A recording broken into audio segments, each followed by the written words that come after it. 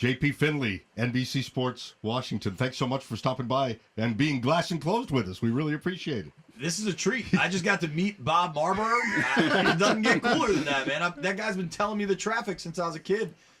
Well, listen, as we watch these playoffs, if you're any kind of dyed-in-the-wool Redskins fan, you're thinking, when's my team going to be in there? And I think before you can answer that question for us, we have to figure out who our quarterback is. And a quick internet search, if you type in Kirk Cousins, all you're seeing is stories about which teams he's going to go to. There's nothing I've seen lately about him staying with the Skins. What's your feel about that? Well, the thing to remember before you get too far down hey, will Denver make a big run at Kirk? Will Arizona make a big run? Cleveland, Jacksonville, the Jets, whoever you want to say. Remember that the Redskins still maintain some control in this process. There are two tags they could use to lock Kirk up for at least a year. One is the franchise tag, which Redskins fans are quite familiar with at this point. The Redskins used the franchise tag on Cousins in 2015. In 2016, and they used the franchise tag on Cousins in 2017. In 2016, it cost them $20 million. 2017, it cost them $24 million. So they're able to use a third straight franchise tag. It's worked for 2 seasons. Why wouldn't they? Well, they wouldn't because it's going to carry a $34 million price tag. That's a significant cost increase, $10 million more. That at a certain point, that gets to be cost prohibitive, especially as you try to build out the rest of your team. The other option then is the transition tag.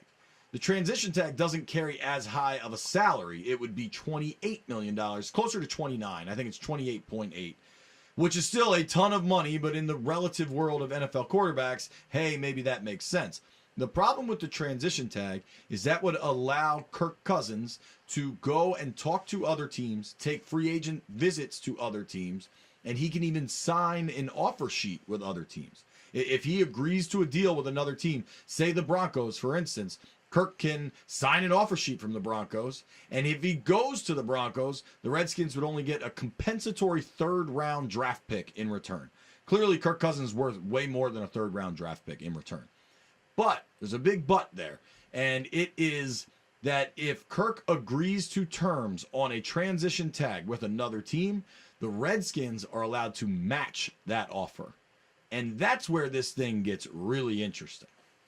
You know, but at some point, you've got your quarterback looking like he's in a hostage video. I mean, does he want to be here? I would love to be a hostage that had made $44 million the last 2 years. Well, that's a good point. I think the narrative with the Redskins and Kirk has shifted a lot, right? We all know what Kirk told us at his recent radio charity event, and we knew parts of this, but he gave us a lot of details.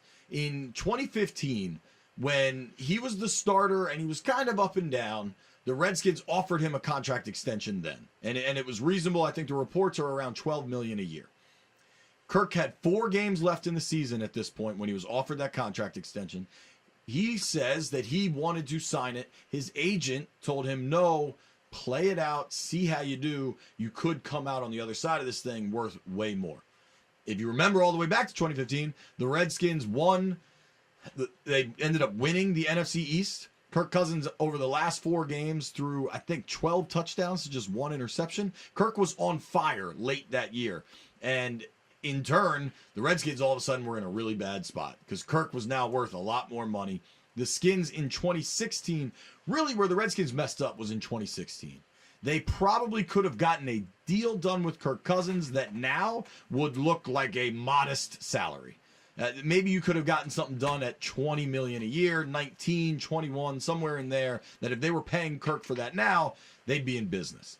They did not offer that kind of deal. They lowballed Kirk at that situation and offered him something laughable, knowing he had already signed his franchise tag at that point. He was going to make $20 million even if he didn't sign another contract. Fast forward to 2017, they again go with the franchise tag. Kirk signs it, never decides to have any sort of negotiations with the Redskins. So the Skins tried to get things going again in 2017. They gave him a real offer. It was about $54 million guaranteed. That it was the low end of what they could put out there as a reasonable offer. The Cousins camp decided not to even negotiate. And that's how we've gotten to where we are now. Yeah, and so there's a lot of blame to go around, probably 75% with the team, but it doesn't seem like maybe somewhere along the way Cousins said, I'm swimming with sharks here. I'd better act like one myself and take a defensive posture. I mean, does he bear any responsibility for where we are? Well, I think there's a big difference between responsibility and blame, right? I don't think he has anything to to be sorry for. He's maximized his leverage and his situation throughout this process. I think his agent has played this extremely smart and gotten the absolute most value for his client. And if you look at sports and you look at the NFL in particular, athletes rarely get the leverage. Athletes rarely get to squeeze the team. This is one of those rare situations where Kirk has the leverage and is using it. So responsibility, sure.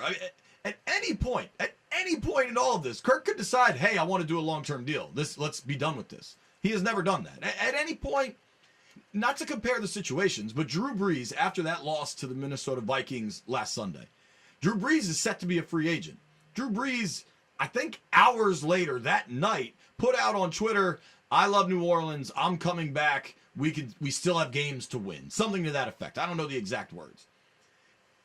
If Kirk wanted to do that, he could do that. Kirk could tweet out, I want to be a Redskin. Instead, we get long, lukewarm answers about the short answer is, yes, I want to be in Washington, but the long answer is much more complicated. It doesn't have to be complicated, man. You could just say, I want to be here, or I don't. And it seems like Kirk's priority is to get to the open market to determine his worth. He has talked repeatedly about how he hasn't got to choose where he plays football since he picked to go to college at Michigan State.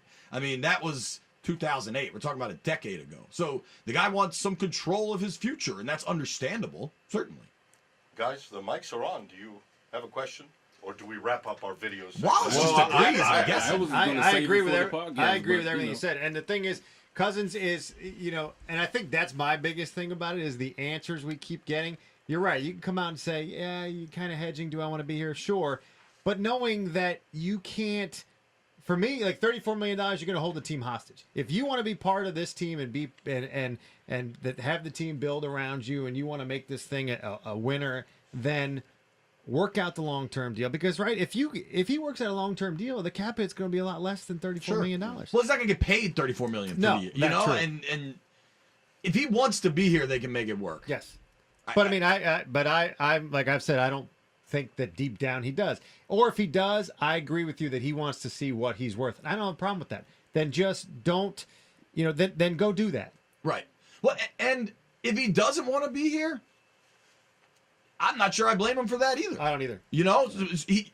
Nothing he's doing is wrong, but I'm not sure he's been forthright in the process. That's fair. I think your goal is free agency. Your goal is possibly moving on, but we kind of don't get that said. And he's smart. He's savvy. I wouldn't say it either. They have been maximizing their dollar value throughout this process. If you're the Redskins, do you go to him and say, is there any shot of us signing a long-term deal? If not, then we have to move instead of just playing this game this offseason. You like to think that would happen, but Kirk has kind of made clear in his timeline that he's not going to make any decisions until the tag deadline in early March. There is a real school of thought. Chick Hernandez that I work with thinks it's time for the Redskins to let this thing go, to let Kirk walk away, compensation be damned. To me, I think you have to explore your options. And, you hear about sign and trade deals in the NBA all the time. Yeah. They're rare in the NFL. Trading is rare in the NFL. This past year was a difference. Right. The trade deadline, you saw a lot of action. I think the Skins have to exhaust every option of trying to get something back for Kirk. Because otherwise, we can get so caught up in all of this nonsense. Kirk's a good quarterback. Yeah. There aren't enough of them. There's a market for him. And if you let a good quarterback walk, getting nothing, that to me is a big mistake. I agree with trying to get everything, exhaust all the options. But at this point, you can even tell, I think Jay Gruden's getting frustrated with it. Definitely. I want to know who, because his job's on the line. Right. I want to know who my quarterback's going to be. If this isn't going to work, then let's just move on. And I think that is where they're at. They can't pay him $34 million. Can't do it. But the devil's advocate a little, Bruce Allen throughout this process has talked about team options, what the team options are for Kirk Cousins. Right. it's possible you can transition him this year. Yeah. And I don't know that Kirk would sign elsewhere and give the Redskins the opportunity He's to taking match. a gamble, isn't he, if he does that, yeah.